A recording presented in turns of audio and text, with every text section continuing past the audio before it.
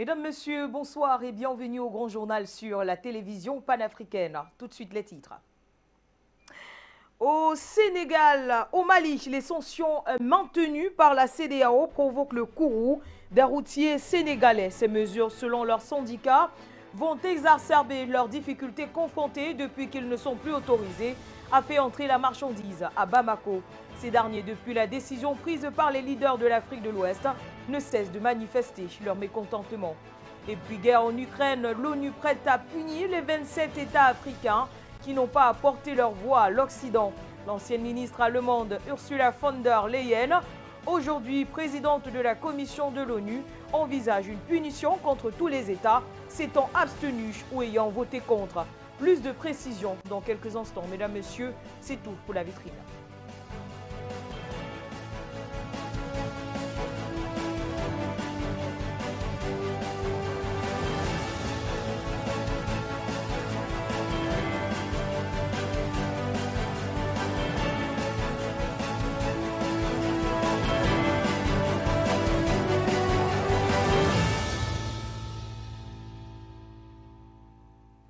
Une fois de plus, bonsoir et bienvenue au Grand Journal sur la télévision panafricaine. Nous l'annoncions en titre au Mali, les sanctions maintenues par la CEDEAO passent mal chez les routiers sénégalais. Et donc après le sommet extraordinaire de 2 jours, les 25 et 26 mars dernier à Accra, la CEDEAO a donc décidé de maintenir les sanctions contre le Mali. La décision prise par les leaders de l'organisation sous-régionale désole les transporteurs routiers du Sénégal. Selon leurs syndicats, les mesures vont exacerber leurs difficultés confrontées depuis qu'ils ne sont plus autorisés à faire entrer les marchandises au Mali. Les routiers maliens établis au Sénégal ne cachent pas non plus leur mécontentement. La déception, c'est le sentiment des transporteurs routiers du Sénégal après la lecture du communiqué final de la réunion des chefs de l'État, des chefs d'État de la communauté des États de l'Afrique de l'Ouest le vendredi 25 mars dernier. Daouda Lo, délégué du syndicat qui les regroupe, ne s'explique pas de cette posture de l'instance sous-régionale. Ces décisions, ça n'arrange pas les routiers. 90% des transporteurs sénégalais achètent des camions pour le fret malien. Si on bloque pendant 2 mois, vraiment, ça devient difficile. Du côté des transitaires et opérateurs économiques maliens basés au Sénégal, cette décision de la CEDEAO est très lourde de conséquences. Il y a beaucoup de pertes sur le plan financier. Dakar-Bamako, pratiquement c'est 300 à 400 camions par jour. 70% de fret maliens passent par le port du Sénégal. Donc sur le plan financier, les pertes sont colossales. Et selon un rapport de l'Agence nationale de la statistique et de la démographie datant de 2020, le Mali reste le premier partenaire commercial du Sénégal avec en cumul avant la crise de 474 milliards de francs CFA en termes d'exportation, soit 21% de marchandises exportées vers le Sénégal. On comprend donc le courroux des transporteurs ou alors des routiers sénégalais qui s'insurgent contre le maintien des sanctions de la CEDEAO sur le Mali. Direction à présent le Burkina Faso. Et donc depuis dimanche dernier, les manifestations se poursuivent dans la capitale, à Ouagadougou. Et donc pour appeler les autorités à revoir la coopération militaire avec certains pays, notamment la France, et de se tourner vers d'autres partenaires, en l'occurrence la Russie, dans la lutte contre le racisme, contre le terrorisme, autant pour moi. Cette manifestation qui était prévue à la place de la nation de la capitale par la coalition n'avait pas obtenu l'autorisation des autorités, mais ces derniers se sont donc levés comme un seul homme depuis dimanche dernier. On rappelle que les manifestations se poursuivent du côté du Burkina Faso. Ces derniers, à en croire nos sources, sont là pour réclamer leur liberté. Ce meeting est pour eux une occasion de démontrer leur soutien aux forces de défense et de sécurité du Burkina Faso s'est également rappelé aux autorités que la jeunesse ne tolérera aucun échec. Pour ces derniers, les autorités doivent diversifier le partenariat dans la lutte contre le terrorisme en allant vers des pays comme la Russie, la Chine, la Corée du Nord, qui sont des puissances militaires. Et donc, dans la salle de conférence, également dans les rues du Burkina Faso, des manifestants ont brandi des drapeaux russes alors que des pancartes hostiles à la France étaient également visibles. Non à la coopération militaire avec la France, oui à la Russie, armée française dégage, pouvait-on lire sur les pancartes.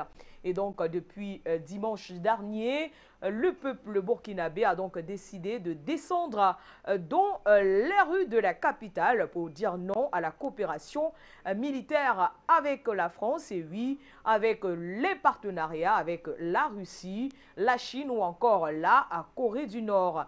Et pour en discuter, nous allons recevoir dans ce journal deux invités. Tout d'abord, Nguchi Béanzin, c'est un activiste panafricaniste.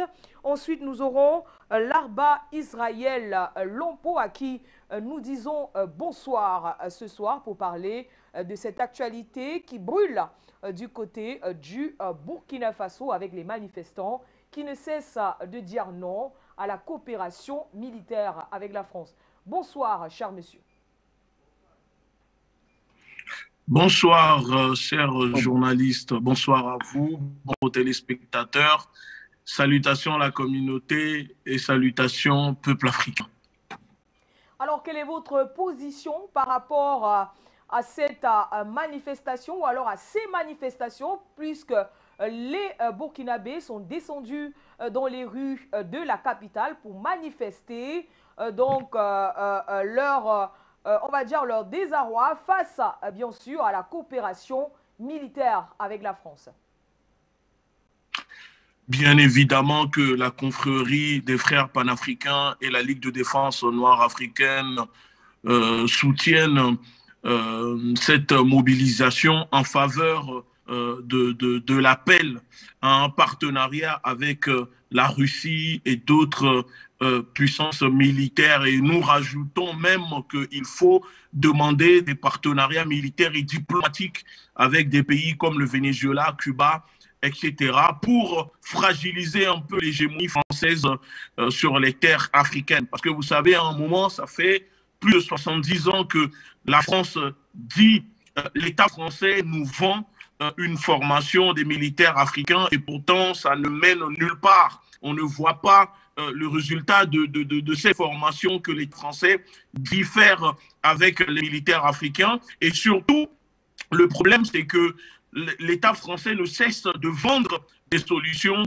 sécuritaires contre la lutte contre le terrorisme, alors que l'État français, c'est lui-même le problème de l'insécurité dans les pays africains. Donc, le marabout qui donne la mort ne peut pas ressusciter. C'est dans ce cadre-là et dans ce sens-là que nous appuyons, nous soutenons ces camarades, les populations au Burkina Faso qui demandent un partenariat multiple et non avec d'autres pays. Et la seule chose, le seul démol que, voilà, moi j'ai pour habitude déjà de dénoncer, je dis que la prochaine fois, il faut brandir les photos de nos héros. Par exemple, au Burkina Faso, il y a Thomas Sankara. Nous sommes des sankaristes, nous sommes des panafricanistes et il faut honorer plus la mémoire de Sankara avec des photos dans ces manifestations et peut-être diminuer un peu le drapeau russe, même si voilà, nous sommes d'accord pour un partenariat avec la Russie. Ce n'est pas pour autant qu'il faut mettre trop de drapeaux russes non plus, mais plutôt mettre en avant nos attributs, nos héros et nos drapeaux. Donc, à vous, on se tourne vers l'autre invité, Israël Larba Lompo. Quelle analyse faites-vous de ces manifestations incessantes du côté du Burkina Faso? Depuis dimanche dernier, le peuple burkinabé ne cesse de manifester contre la coopération militaire avec la France. Oui, bonsoir madame, bonsoir aux téléspectateurs d'Afrique Média et bonsoir à toute l'équipe technique. Il faut dire qu'effectivement, il y a eu des manifestations à travers beaucoup de villes, de nombreuses villes du Burkina Faso pour réclamer la diversification des des partenaires dans la lutte contre le terrorisme. Il y a notamment où ça a été vraiment suivi, c'est dans la ville de Kaya, où on a vu beaucoup de drapeaux, on a vu même des chefs coutumiers qui ont participé donc au meeting pour réclamer justement un partenariat avec la Russie. Pour ce qui concerne la ville de Ouagadougou, le meeting était initialement prévu au niveau donc de la place de la Révolution et qui était déjà pris par une autre organisation. Donc, finalement, ils ont pu tenir leur manifestation au CBC, au Conseil burkinabé des chargeurs. Alors, donc, la manifestation s'est bien déroulée et il y a eu, les gens sont sortis. Il faut dire qu'au niveau en ce qui concerne donc l'optique de diversifier même les partenariats, cela commence à se sentir du moment où jusqu'à présent on n'a pas une direction claire donc du président Damiba et son équipe qui dirige désormais le Burkina Faso. Il n'y a pas une volonté affichée de changer de partenaire ou de continuer avec l'ancien partenaire qui ne donne pas de résultats. Et en plus de cela, il faut dire que la situation au Mali, l'engagement du Mali dans sa lutte pour la souveraineté totale du Mali a donné donc de l'appétit à la jeunesse burkinabé et tu vois des résultats palpables au niveau du Mali et tu vois comment le peuple malien et les autorités maliennes s'affirment vis-à-vis de l'ancienne puissance coloniale. Et donc, tout cela, ça joue beaucoup. Mais la différence entre le Mali et le Burkina est que la majeure partie des soldats maliens, des militaires maliens ont suivi leur formation en Russie, tandis qu'au niveau du Burkina, la majeure partie a suivi leur formation au niveau donc de la France, ce qui fait que, bon, jusqu'à présent, on s'inquiète un peu de ce qui peut se passer. Mais est-ce que la Russie ou diversifier les autres partenaires pour la lutte contre le terrorisme au niveau du Burkina Faso est la meilleure solution? Et c'est ça, beaucoup de gens se posent aujourd'hui la question du moment où le camarade capitaine Thomas Sankara avait dit qu'un peuple responsable ne saurait confier la défense de sa patrie à une autre puissance, à un autre pays, quelle que soit donc sa puissance. Et donc à ce niveau, il y a des divisions. Il y en a qui considèrent que le pays est tellement petit et que s'il y a un véritable engagement, on pourra lutter contre le terrorisme avec les moyens sur place. Il suffit qu'il y ait une volonté affichée et qu'il y ait une coopération entre pays africains, c'est-à-dire entre le Mali et le Burkina et le Niger, qu'il y ait une coordination pour mener des opérations conjointes et qu'on allait pouvoir en finir avec le terrorisme. Donc, pour le moment, la lutte est divisée. Il y a ceux-là qui, dans tous les cas, les gens ne veulent pas la France, mais faire appel à la Russie ou à la Corée du Nord n'est pas véritablement ce qui est la meilleure solution pour bon nombre de Burkinabés. Ok. Alors, Ngouchi Béanzan, on revient vers vous. Vous avez écouté Israël Larba Limpo qui semble ne pas partager votre point de vue quand il s'agit de diversifier les partenariats, notamment aller vers le Venezuela ou bien Cuba. Il pense qu'il faudra rester sur des partenariats stratégiques, surtout en ce qui concerne le volet militaire, raison pour laquelle ils veulent ou alors ils appellent au soutien de la Russie. Mais madame, vous savez, il a raison, hein, c'est son avis. Nous sommes là pour débattre, pour expliquer aux populations, aux téléspectateurs. La politique, c'est une guerre d'idées. Mais permettez-moi quand même d'expliquer un peu plus. Parce que vous savez, aujourd'hui, nous sommes dans une situation où nous, les leaders d'opinion, nous, les activistes, les panafricanistes, nous devons dire la vérité à nos populations. Il faut lire le monde dans sa réalité, dans sa globalité. Moi, je suis pour un partenariat militaire, économique, diplomatique avec les pays voisins. Si on me laisse le choix, je choisirais bien évidemment de m'allier avec mes voisins. Mais si mes voisins sont contrôlés par les personnes qui m'oppressent, qui sont responsables de mes souffrances, nos pays aujourd'hui, les pays africains, je suis désolé de le dire comme ça, ce sont des camps de concentration. Ce ne sont pas des pays indépendants, ce sont des pays entendants qui ne possèdent pas une puissance militaire, qui ne sont pas indépendants sur le plan économique, financier, qui ne sont pas indépendants sur le plan militaire. Donc, comment aujourd'hui on peut faire des partenariats seulement avec des pays africains pour lutter contre le terrorisme que les Occidentaux, les services secrets occidentaux déversent sur nos terres. Je tiens quand même à rappeler que les États-Unis, qui sont une puissance militaire, ont des alliés dans le monde. Et quand on parle de partenariat, on ne parle pas d'un maître, on ne parle pas d'un nouveau colonisateur. On parle de partenariat militaire, diplomatique, etc.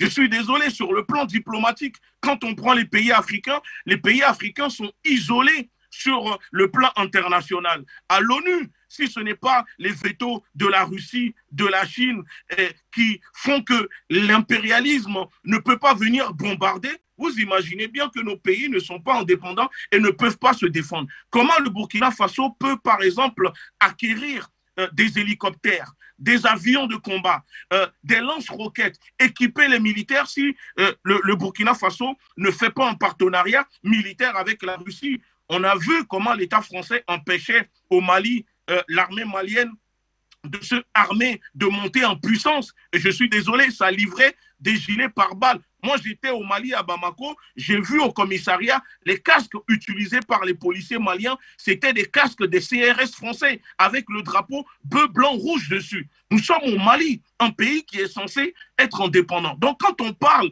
de partenariat avec la Russie, avec le Venezuela, avec la Cuba, etc. Par exemple, pour Cuba, moi je parle de Cuba sur le plan, au niveau du renseignement, par exemple, Cuba est très avancé. Cuba peut fournir des renseignements à l'État burkinabé. Au niveau de la formation militaire, par exemple, le Venezuela a une armée très disciplinée, indépendante. Donc, au lieu d'avoir des officiers français, par exemple, qui sont là dans nos pays, qui surveillent, qui dirigent nos chefs d'État, qui font de l'ingérence, au lieu de former nos militaires, des officiers vénézuéliens peuvent, par exemple, former des militaires au Burkina Faso, de plus que le Venezuela a toujours été un allié, par exemple, des pays africains. N'oublions pas que Thomas Sankara, c'était les Soviétiques qui soutenaient Thomas Sankara avant que le régime de Blaise Compaoré ne coupe les ponts avec les Soviétiques. Donc, quand on parle de partenariat, le peuple doit comprendre que nous ne sommes pas en train de parler de soumission ou de quémander de l'amour. On parle de partenariat stratégique, diplomatique, géopolitique et militaire. Parce qu'aujourd'hui, personne dans le monde aucun pays ne peut vivre sans partenariat parce que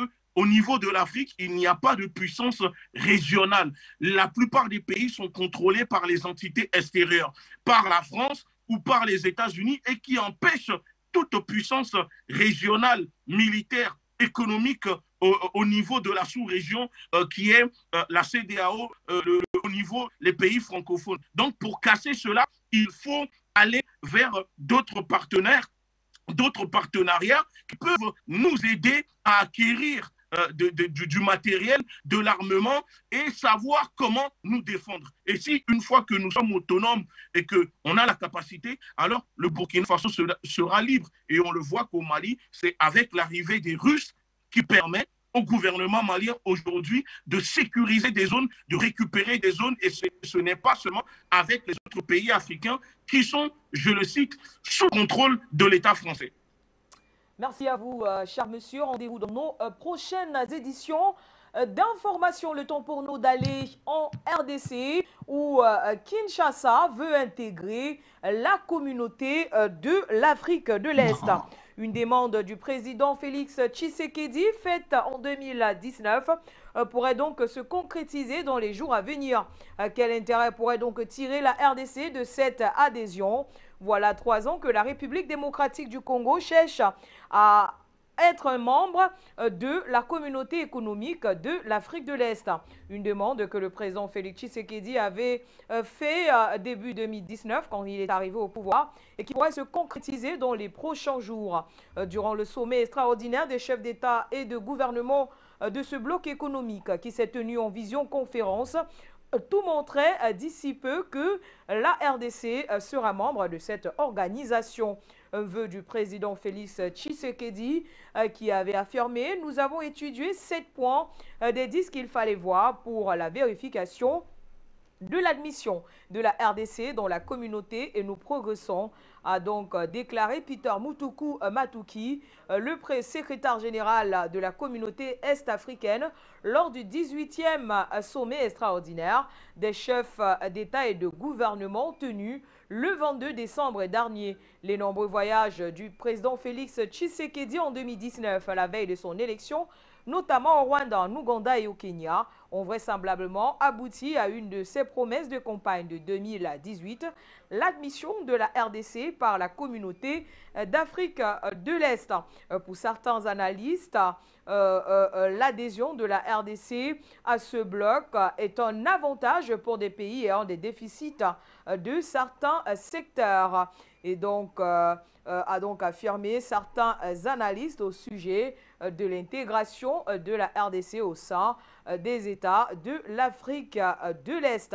La politique économique en Afrique ne présente pas d'intérêt pour le citoyen ordinaire. On vous dira que les 10 dernières années, le PIB de l'Ouganda a progressé de plus de 6%, mais le simple citoyen n'a rien dans sa poche, alors il faudra que les politiciens puissent y travailler. En attendant, la RDC poursuit donc sa tentative d'intégration à la communauté des États de l'Afrique de l'Est. On va à présent parler d'autre chose. On va du côté de l'Éthiopie pour dire que le président djiboutien Ismaïl Omar Guelleh a été accueilli à Addis Abeba par le premier ministre éthiopien Abiy Ahmed.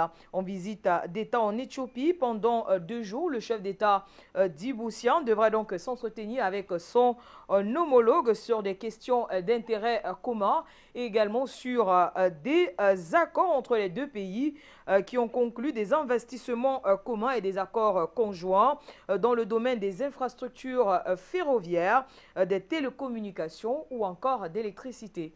Junior Wafo pour plus de précisions. Le président djiboutien Ismaïl Omar Guelleh a été accueilli à Addis Abeba par le premier ministre éthiopien Abiy Ahmed. En visite d'État en Éthiopie pendant 2 jours, le chef d'État djiboutien devrait s'entretenir avec son homologue sur des questions d'intérêt commun entre les deux pays qui ont conclu des investissements communs et des accords conjoints dans le domaine des infrastructures ferroviaires, des télécommunications ou encore d'électricité. Nous discutons de l'énergie, nous discutons de l'eau, comment promouvoir le commerce en améliorant les performances de la logistique, du port, de la route. Vous savez que Djibouti et l'Éthiopie ont des économies très intégrées. Nous sommes aussi cités comme un modèle. Aujourd'hui, la visite du président a été vraiment réussie, a déclaré Mahmoud Ali Youssouf, ministre des Affaires étrangères de Djibouti. Ahmed Shide, ministre des Finances de l'Éthiopie, a réaffirmé l'importance d'assurer la stabilité et la sécurité de Djibouti et de l'Éthiopie. Ces dernières années, les deux pays d'Afrique de l'Est se sont efforcés de renforcer leur coopération dans les domaines de l'économie et de la sécurité, entre autres.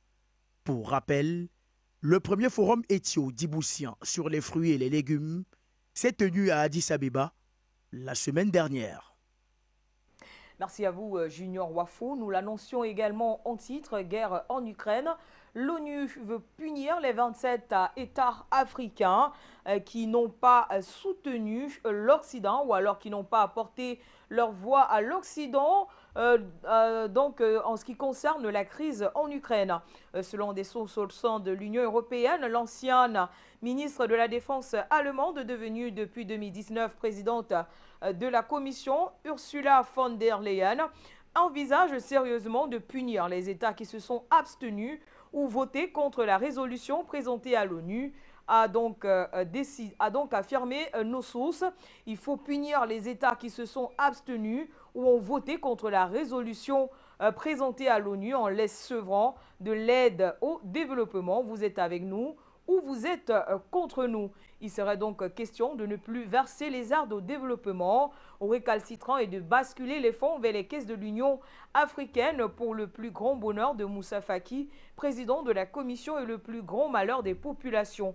Vous êtes avec nous ou contre nous semble être la nouvelle devise de l'Union européenne, balayant ainsi d'un revers de la main tous ces grands discours sur la démocratie.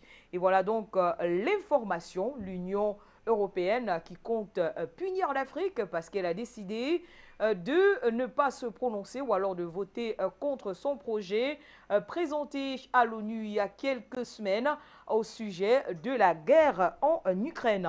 On va recevoir dans ce journal un activiste panafricaniste. Il s'agit de Christian Djoko avec qui nous allons nous étaler sur ce sujet. Bonsoir, cher monsieur. L'ONU est claire, si vous n'êtes pas avec nous, vous êtes contre nous. Pourquoi obliger les Africains à se prononcer ou alors à les soutenir sur un sujet qui ne les concerne véritablement pas? Bonsoir madame et bonsoir à tous les téléspectateurs d'Afrique Média. Bonsoir. C'est triste, c'est regrettable, c'est écœurant de constater qu'en 2022, nous, Africains, sommes toujours considérés, il faut le dire clairement, comme des esclaves des Occidentaux. C'est regrettable. C'est une manière de penser bien occidentale. Il faut le dire clairement. L'Afrique n'est pas représentée au Conseil de sécurité de l'ONU. Donc, les membres permanents ne font pas partie des membres permanents.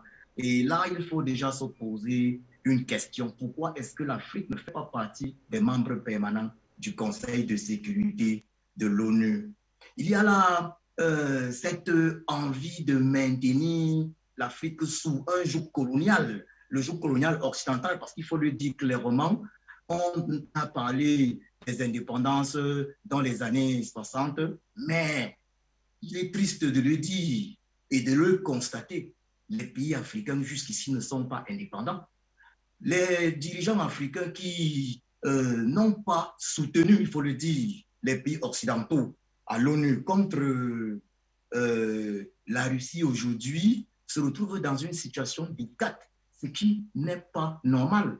L'Afrique a le droit de parler pour les intérêts de l'Afrique. Nous ne pouvons plus accepter que des Occidentaux décident à la place des Africains. D'ailleurs, pourquoi est-ce que les pays africains soutiendraient les Occidentaux lorsqu'on sait que nous avons eu 400 ans de traite négrière. D'ailleurs, l'ancien président de France, Jacques Chirac, paix à son âme, avait eu à faire une déclaration dans ce sens. La France, l'Occident a saigné l'Afrique pendant 500 ans et plus. Nous avons eu 400 ans de traite négrière. Pour se repentir, en guise de repentance, les Occidentaux ont d'ailleurs continué avec la colonisation.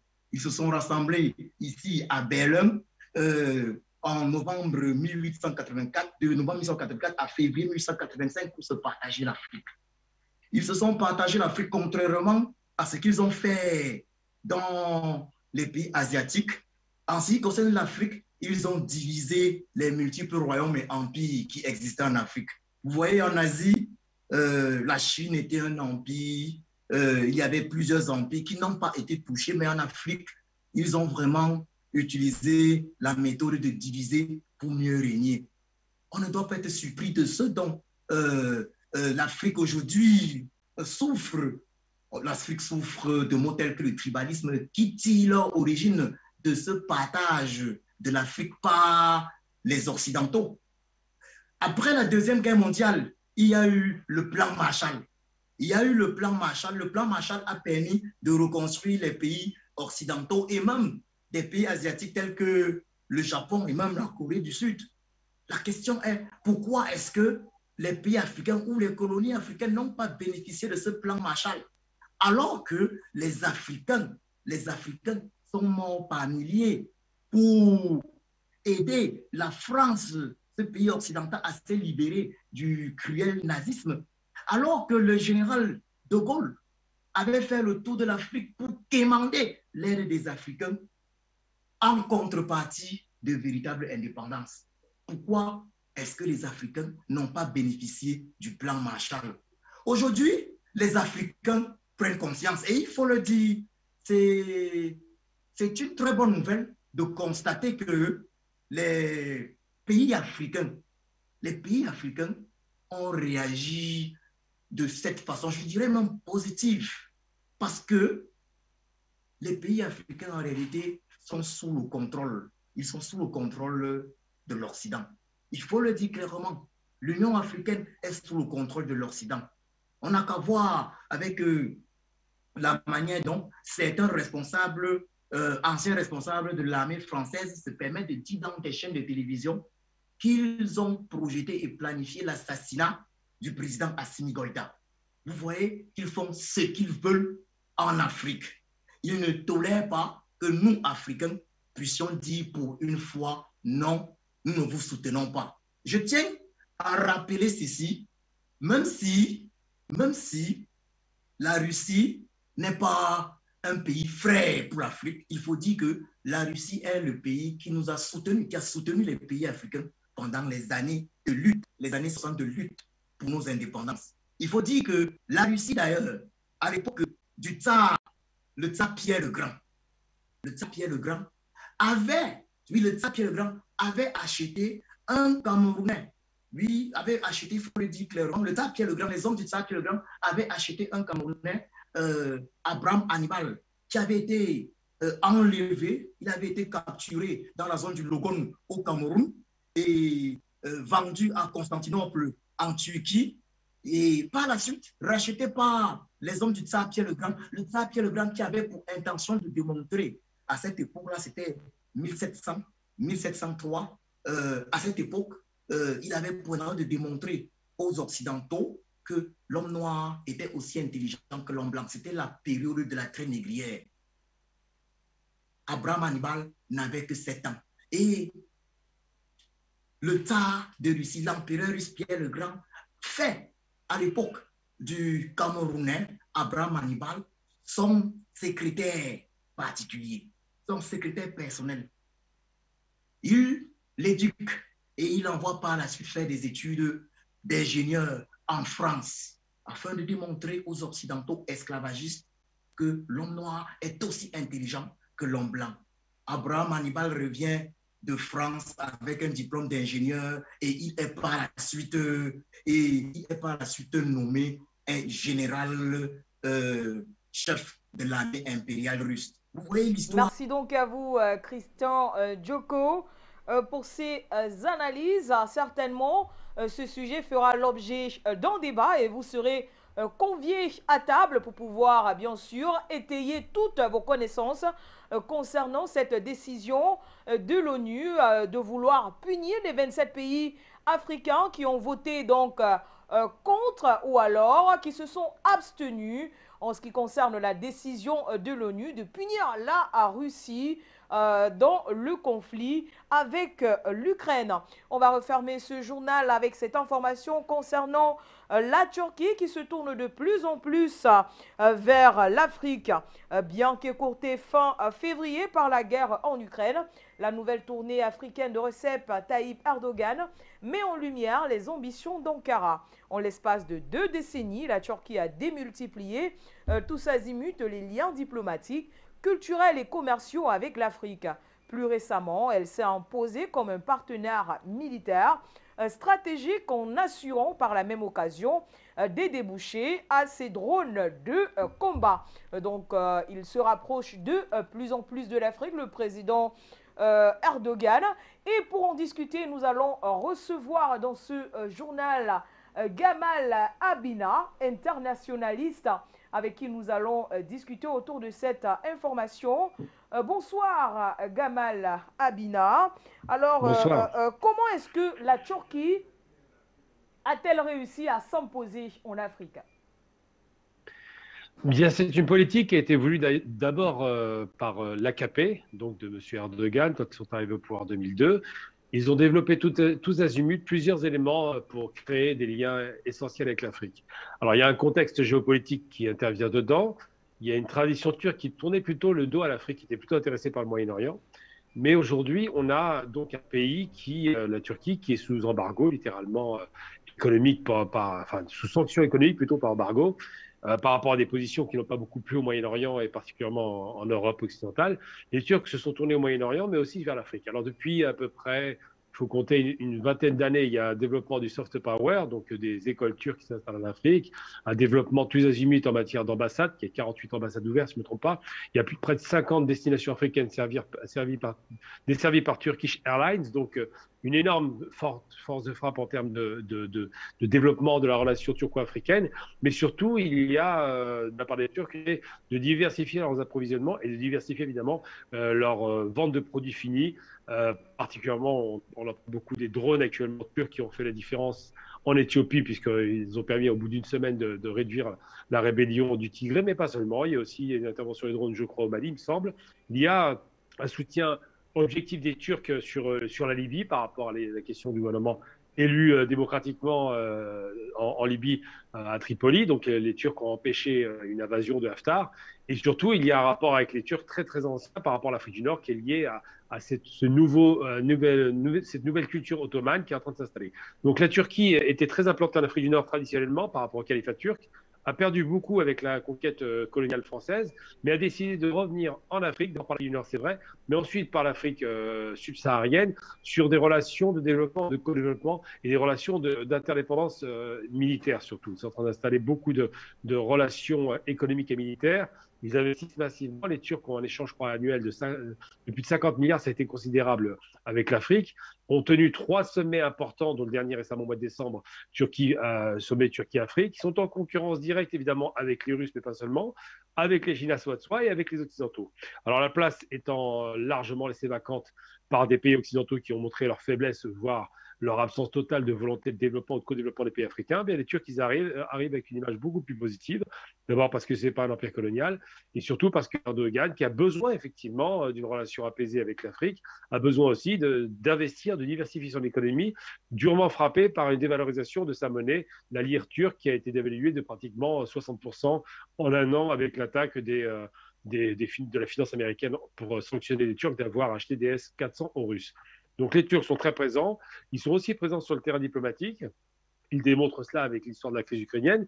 D'ailleurs, c'est une des raisons pour lesquelles Erdogan, qui faisait une nouvelle tournée en Afrique, a dû précipitamment repartir en Turquie pour préparer cette nouvelle rencontre entre les Ukrainiens et les Russes. Mais les Turcs ont décidé, et c'est le plus important, de démontrer qu'ils étaient en mesure de faire des produits manufacturés de meilleure qualité, et puisque la lire ne vaut pas grand-chose, beaucoup moins cher, de même qualité, mais beaucoup moins cher que ce qui est vendu par les Occidentaux. La Turquie arrive avec une image de virginité qui n'est pas post-coloniale, puisqu'ils ne sont pas les anciens colons, et surtout arrive avec une volonté de dire nous vous considérons comme des partenaires à part entière et à part égale, contrairement à la vision néocolonialiste qu'on peut observer de la part des Anglais et des Français en Afrique. Les Américains, ça va de soi. Donc les Turcs sont présents en Afrique pour des raisons multiples, des raisons internes, d'une économie qui est en difficulté, des raisons de rayonnement, parce que le pan-turquisme revient un petit peu. Erdogan a envie de diffuser un petit peu cette idéologie turque qui dit que la grande Turquie n'est pas morte, et surtout parce que, évidemment, la moitié des pays africains sont de culture musulmane et qu'il est très facile de créer des liens de développement, de co-partenariat, co-religieux et surtout culturel avec des pays africains qui sont plutôt favorables à la diversification de leurs relations avec l'extérieur. Merci donc à vous, Gamal Abina. Rendez-vous dans nos prochaines éditions d'information. Quant à nous, on vous dit demain pour une autre édition du Grand Journal sur la télévision panafricaine. Merci de nous avoir suivis. Passez une agréable soirée en compagnie des programmes de la télévision panafricaine.